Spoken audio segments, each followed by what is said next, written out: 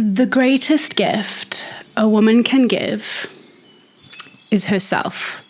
Her beautiful, radiant, feminine, strong self, to herself first, and then to those people in her life and to the realm of her life that she is responsible for.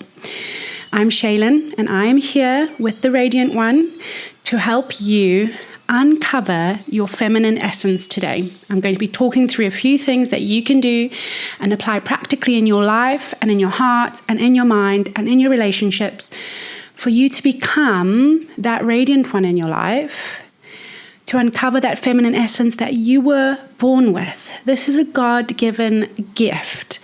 This is not like some women get it and some don't. No. We're all given this gift and we all have the responsibility to nurture it, to cultivate it. And in this day and age, don't get me started on culture. Don't get me started on what's happening in society, because there's a lot out there that wants to block up that feminine, people are calling it feminine energy. Fine, I don't have a problem with that. But if you have a problem with the word energy, don't think of it as energy, although it is like emotion and a force that a woman has within her. Think of it as that essence, as that beautiful fragrance. And we're living in a culture that is trying to snuff that out and for me to remain politically correct, trying to take away women's femininity and also make our dear, precious brothers more feminine when they really need to be walking in their masculine essence, because goodness me, do we girls need it? Yes, we do. And does society need it for men to be men and women to be women? So in this episode, I'm going to comfort you, encourage you, and give you some confidence on how you can uncover that feminine essence. So firstly, I want to talk about knowing yourself. This is the most important thing, an important journey of a woman's life, to truly and deeply know yourself. When you know your own heart, you will be able to understand other people a lot better, a lot deeper. When it comes to knowing yourself as well, you can check out my channel. There's a series called the Temperaments Theory series, and that goes into the 4 different temperaments. Now, if you know your strengths and your weaknesses, some struggles that you may have with your particular temperament or personality, this is incredibly useful for you, because you can implement things in your life to help you live from the best of your temperament rather than falling back into maybe weaker parts of your personality, which we all have strengths and weaknesses, and it's just about learning to tap into those strengths and to build up those weaker places. So the first thing that we can do as women to uncover our feminine essence is to really know ourselves. Know what are your triggers. What are your triggers from your childhood? What are your triggers from past relationships? What has past experiences brought into your present life? For example, if you get extremely irritated with things, if you've got a short hair trigger in your emotions where your emotions go from 0 to 100 in like a split millisecond, there's something that needs looking at there. There's something that needs healing. There's something within yourself that needs understanding. And sometimes, a lot of the time, it's just that hurt little neglected girl that you've got inside of you that needs a lot of love and a lot of attention, a lot of understanding, and a lot of, my next point is self-care. I could talk about self-care for 115 years consistently, just continue talking about it, because I think this is one of the keys to healing the feminine essence, as well as men to do this. It is through my studies. I'm studying counseling, so I'm reading a lot of different books from psychologists and men who have dealt with war trauma. There's this one book that I have been reading, and now this is the most non-feminine book one can read, because it's called Achilles in Vietnam, and it's about combat trauma and the undoing of character. Now, why this book is important for us women is because it gives a very comprehensive understanding of what happens in the soul and in the heart and in the mind of a person, in this case, a man who's been to war, that completely destroys his soul and creates moral injury and the undoing of his character. But what I learned from this book, which is what I want to pass on to you, is the power of self-care. Because these very damaged men that were coming back from the war, who have done terrible things, who had been a victim of terrible things, coming back incredibly emotionally and mentally fractured and damaged. One of the things that they found, and that is helpful for people who have been through intense trauma, one of the key things is self-care. Caring deeply, thoroughly, consistently for yourself. Now, that must be done in very practical ways. This can look like creating very beautiful morning routines for yourself. So if you really understand yourself and what you need, this is where the self-care can come in.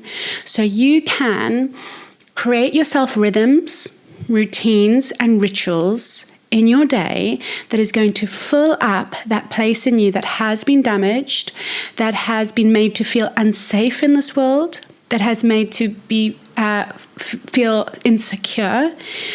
And when we put that energy that we have back onto ourselves, it is not a selfish thing. This is actually one of the very core foundational principles of being somebody who is able to love others. And that is having an intense, thorough, and deep love for yourself. And yes, one can self-sacrifice for people they love. But first, that foundation and that baseline of self-care needs to be built into your life. So for an example, if you need an example, I can use myself. I wake up early, and that is because I want to make sure that I give myself time to do my prayers, to journal my own. As a melancholic, if you go back and watch some videos about the melancholic temperament, I am personally feeling and thinking and processing like 99% of the time. I have to actively allow myself to rest. So when I put in rest in my day, when I put in rest in my morning, when I wake up, that quietness, which really feeds my melancholic soul, that quietness, contemplation, poetry, reading, and then also doing something productive, doing a quick clean of the kitchen, whatever really fills my cup at the beginning of the day, a nourishing meal at the beginning of the day. So once I put these practices in my morning, it sets my mind and my heart up that I am loved, I care for myself, and this is a routine that I can always fall back on. So that's just a little example of what I do. What you're going to do for yourself and set up for yourself is going to look different, but I can encourage you to do something for your physical body.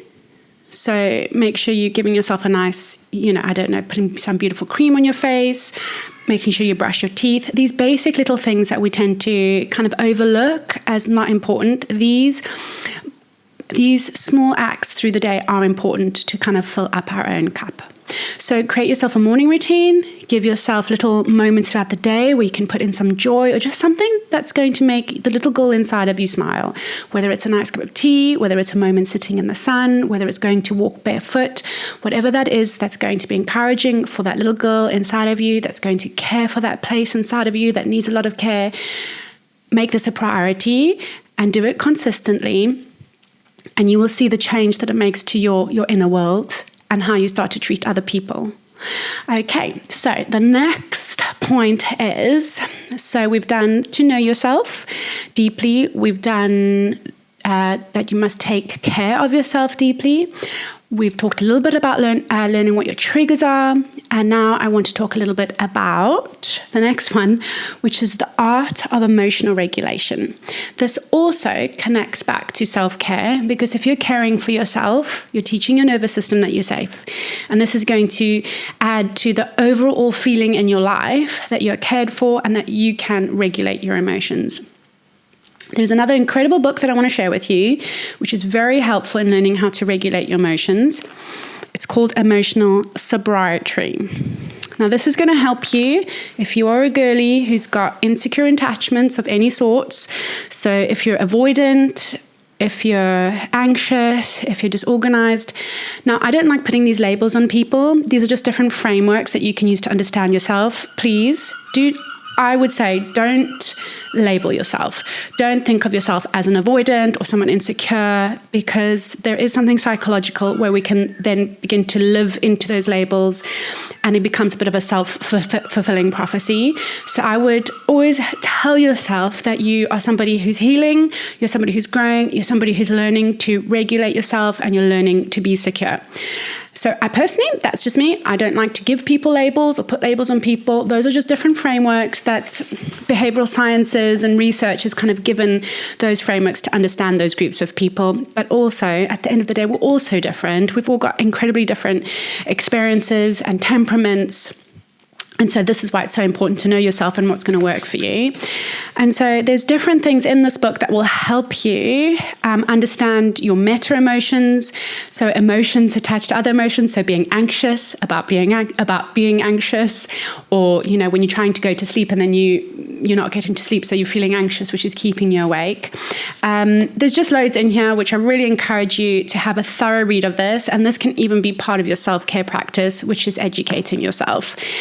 It's got to do with compulsive behaviors and just different things that are going to affect you if you've had trauma in your life. And it's just going to give you a lot of really good tools that, I will make a full comprehensive video on the tools that you can use for emotional regulation. And now this is coming from me, who was incredibly emotionally dysregulated, like most of the time. So yes, highly recommend that book. Okay. Another thing that could potentially be blocking your feminine essence is things that you're consuming.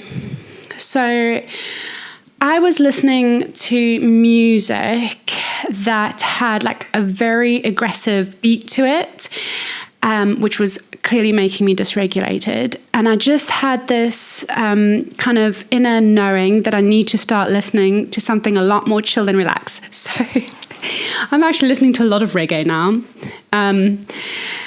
And it has made a difference, because I just realized the things that I'm putting into my heart through my ears and my eyes, these things are going to be blocking that softness and that firmness that I want to be embodying.